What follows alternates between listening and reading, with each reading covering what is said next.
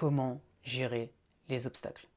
Parfois, un obstacle peut te bloquer et vraiment créer de la frustration, de la déception parce que tu n'arrives pas à le surmonter dans l'instant. Par contre, si tu arrives à passer ce palier, ce niveau, ça peut être libérateur et ensuite te permettre d'avancer davantage vers tes objectifs.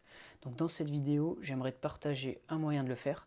Si tu veux améliorer ton mental pour être plus performant, tu peux t'abonner à cette chaîne et activer la petite clochette pour ne rien louper. Le moyen que je voulais te partager dans cette vidéo pour surmonter justement ces obstacles, c'est de ne pas te concentrer sur ces derniers, sur ce que tu dois affronter, mais plutôt sur ce que tu dois faire, sur tes objectifs. Par exemple, si au niveau professionnel, tu as une surcharge de travail en ce moment, ça peut t'amener à ressentir de l'anxiété, ça peut t'amener à ressentir de la frustration. Pareil, si au niveau social, ça peut être un autre problème, mais admettons que tu as du mal à t'affirmer dans certaines situations, ça peut être frustrant également. Donc ces deux obstacles, ou peu importe l'obstacle que tu es en train d'affronter, peuvent bien t'amener à ruminer. Ruminer dans le sens où tu vas y penser un certain nombre de fois dans ta journée et ça t'empêche d'être dans un bon état d'esprit, ça t'empêche de faire ce qu'il faut pour être efficace au quotidien. Et si je te préconise de te focaliser sur tes objectifs, c'est parce que ce à quoi tu vas penser va déterminer ce que tu vas ressentir et va déterminer aussi ce que tu vas faire au jour le jour.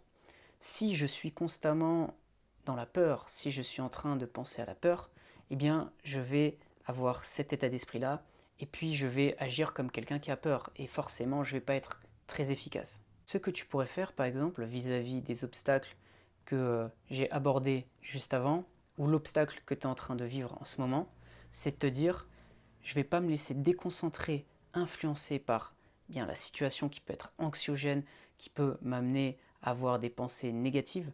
Je vais me focaliser sur ce que je peux faire, sur ce que je dois faire, sur ce que je veux atteindre comme objectif.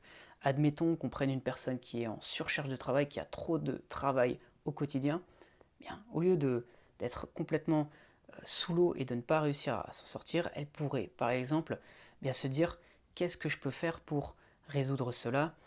Par exemple, mon objectif c'est d'être productif au quotidien et de me sentir bien au travail.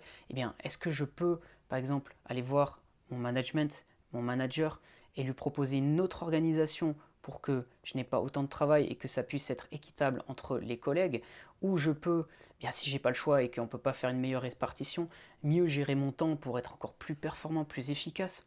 Si c'est quelqu'un qui a un problème pour s'affirmer, qu'est-ce qu'elle peut faire justement pour mieux s'affirmer au quotidien, au lieu de subir tous les jours ce manque, cette incapacité à pouvoir dire ce qu'elle pense et ce qu'elle veut faire auprès des gens qu'elle côtoie.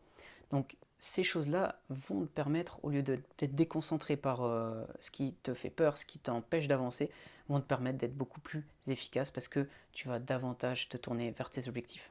Et le piège aujourd'hui, je pense que c'est les distractions, le divertissement. Il en faut, mais pas trop non plus parce que ça peut nous amener à ne plus regarder nos objectifs, ne plus regarder ce qu'on peut faire.